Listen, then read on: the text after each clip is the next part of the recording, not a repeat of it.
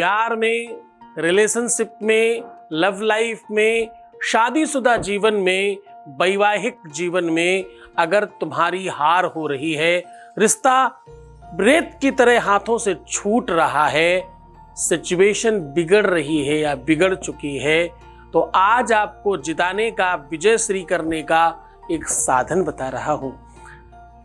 अपनी बालकनी में या अपनी छत पर ये चीज रख देने मात्र से इसकी खुशबू, इसकी फ्रेग्रेंस उड़कर उसके मनमस्तक तक जाएगी और वो हर हाल में तुम्हारा होगा। जानिए पूरा का पूरा विश्लेषण।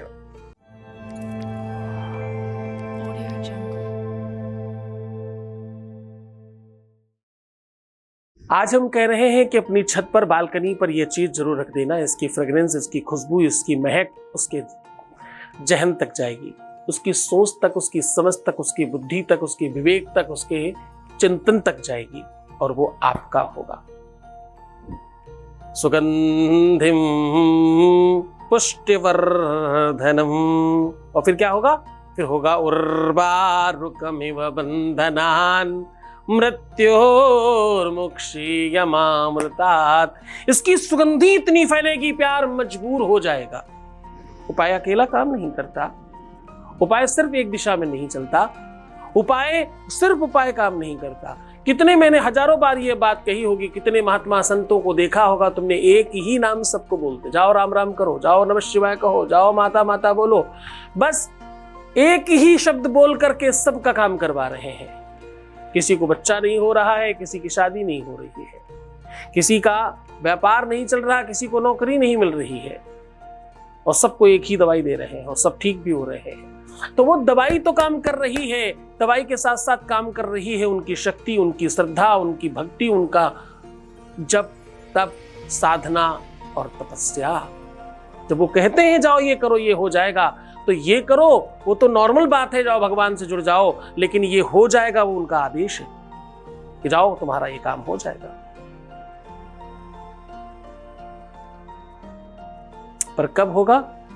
जब तुम सच में अपने गुरु के प्रति यहां से कनेक्ट होगे, यहां से नहीं, चालाकी से नहीं, समस्याओं के वशीभूत होकर के नहीं, मजबूर है, कोई रास्ता नहीं है, चलिए देख लेते हैं, नहीं, संत मिलन को जाइए।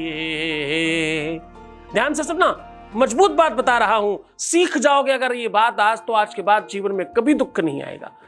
संत मिलन को जाइए, तजी माया अभिमान, ज्यों ज्यों पग आगे बढ़े, हर कदम पे कोटिन यज्ञ समान। कहते हैं एक एक कदम एक एक करोड़ यज्ञ का फल देता है। ये बल है उसका, ये ताकत है उस साधना की। भैया जो जो पग आगे बढ़े, कोटिन यज्ञ समान, कोटिन मतलब करोड़ों यज्ञ के समान। एक एक कदम, 100 कदम चला तो 100 करोड़ यज्ञ का फल मिला। अरे भाई, इतना तो पाप किसी ने ही किया होगा। इसीलिए कहते हैं गुरु भक्ति में बहुत बल है, बहुत ताकत है। उपाय, सॉल्यूशन तो एक माध्यम है तुमसे बातचीत करने का। मैं रोज तुम्हारे से संवाद करने की कोशिश करता हूं। संवाद मतलब बातचीत। मैं रोज तुमसे मिलने चला आता हूं, हर दिन चाहता हूं तुमसे मिलना। ये आशिकी यूं ही चलती रहे, उसका प्रयत्न है, उस दिशा में प्रयास है ये तो चलो बहुत लंबी बात नहीं खींचते, हम फिर से तुम्हें याद दिला रहे हैं। बस ये चीज रख देना बालकनी या छत में, फिर देखना प्यार पर, परिवार पर, खानदान पर, प्यार पर, रिश्तों पे, नातों पे, पति पे, पत्नी पे, जिस पर तुम चाहते हो, किसी को भी तुम्हारे हाथ में होगा। जानिए वो तरीका, लेकिन उसके पहले एक वॉइस मैसेज ले रहे हैं। आपके बीच का अनुभव आपके साथ साझा कर रहे हैं। ध्यान रहे, ये साझा हम उसी का करते हैं जो कहता है तो हमारे पास डेली के कई हजार, पर एक आदि आपको सुनाते हैं। जो लोग स्वयं चाहते हैं हम उनकी बात आपको सुनाएं। प्रणाम गुरुदेव, सदा अपना आशीर्वाद बनाए रखना। गुरुदेव, किन शब्दों से मैं आपका शुक्रिया करूं?